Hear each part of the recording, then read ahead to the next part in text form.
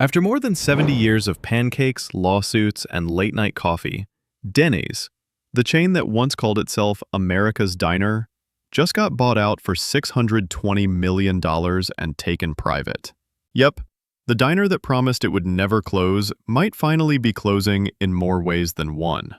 So what happened? How did a 24/7 American icon end up in the hands of private equity? Let's rewind. Denny's story began in 1953 in Lakewood, California, when a man named Harold Butler had the simple idea of opening a donut shop that stayed open all night. He called it Danny's Donuts, and it became a local hit. The magic wasn't the donuts, it was the hours. While other cafes locked their doors at midnight, Danny's didn't. People loved knowing there was one place where the lights never went out. A few years later, to avoid confusion with a rival chain, Butler tweaked the name to Denny's Coffee Shops. By the end of the 50s, Denny's had become a small network of cheerful roadside diners, each one a promise of warmth, caffeine, and company for anyone drifting through the night. The 60s and 70s were the golden age of Denny's. America was on the move. As highways stretched across the country, cars became homes away from home, and diners like Denny's became the pit stops of a restless nation.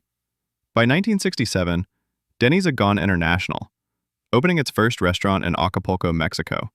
Then came the idea that changed everything: the Grand Slam breakfast. Introduced in 1977, it piled every breakfast food imaginable onto a single plate. Eggs, bacon, pancakes, and sausage, all for $1.99. It was an instant success. By the early 80s, Denny's had over 1,000 locations across all 50 states. It had that perfect and unstoppable mix of affordability, comfort, and accessibility no other chain could claim. It didn't matter if you were a college kid looking for a quick snack at 3 a.m. or a family going out for lunch on a lazy Sunday morning. Denny's was there, lights on, coffee brewing. But fame brings its own problems, and Denny's was about to learn that not all publicity is good publicity. In 1993, the company was hit with a wave of racial discrimination lawsuits.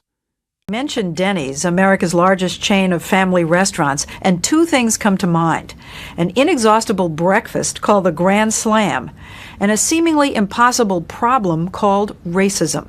African American customers across America accused Denny's employees of refusing service, demanding prepayment, or making them wait longer than white patrons. The company ended up paying over $54 million in settlements, one of the largest of its kind at the time. The damage to its reputation was devastating. Overnight, America's Diner had become a symbol of racial bias in corporate America. To their credit, Denny's leadership responded with diversity programs, new hiring policies, and public apologies. But rebuilding trust takes more than a PR campaign. For many customers, the stain never really washed off the menu. But Denny's wasn't giving up just yet. The early 2000s were all about image rehabilitation at Denny's. New logos, remodels, and endless marketing about community and comfort. The company tried everything: nostalgia, family-friendly messaging, and the now legendary free Grand Slam Day. After the Super Bowl in 2009, Denny's gave away 2 million breakfasts nationwide. It was chaos, lines out the door, syrup everywhere. But it worked. For a moment, people cared about Denny's again. Yet behind the smiles and free pancakes, the numbers were worrying, as traffic stagnated and franchisees complained of thinner margins. In an age of Wi-Fi cafes and fast casual chains, Denny's felt like a relic of a slower time. Hey, quick question. Did you ever have a Grand Slam at Denny's growing up? Drop a comment below, and if you're enjoying the video, please hit the subscribe button. It really helps the channel grow. Now, back to the story. For the next 10 years, Denny's tried everything: digital ordering, fancy new logos, and even Twitter humor. Their social media game was surprisingly good. Denny's started tweeting jokes about eggs and nihilism, and Gen Z actually noticed. They even opened a shiny Denny's in Manhattan with a cocktail bar and a $300 champagne brunch. It was ridiculous, and it closed in 4 years. Meanwhile, older stores were literally falling apart. Franchisees complained about outdated buildings that cost too much to fix. By 2016, the brand had become a digitally savvy dinosaur. Great at marketing, bad at math. They acquired Kiki's Breakfast Cafe in 2022 for $82.5 million, hoping to modernize their image with something younger, brunchier, but it barely made a dent. When the pandemic hit, restaurants everywhere took a beating. But for Denny's, it was an existential crisis. The brand's entire identity was built around being open all the time.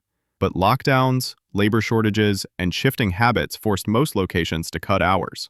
Even now, about a quarter of all Denny's restaurants still can't open overnight. The unthinkable had happened. The always open diner was closed. Breakfast and no jobs for hundreds of people after at least 3 Denny's locations shut down unexpectedly. As customers moved to delivery and drive-through chains, Denny's struggled to adapt. By 2024, they announced they were closing 150 locations, about 10% of the company's footprint. The reason? Aging buildings and unprofitable leases. But the real reason was simpler. People just weren't showing up. And while all this was happening, same-store sales was also falling.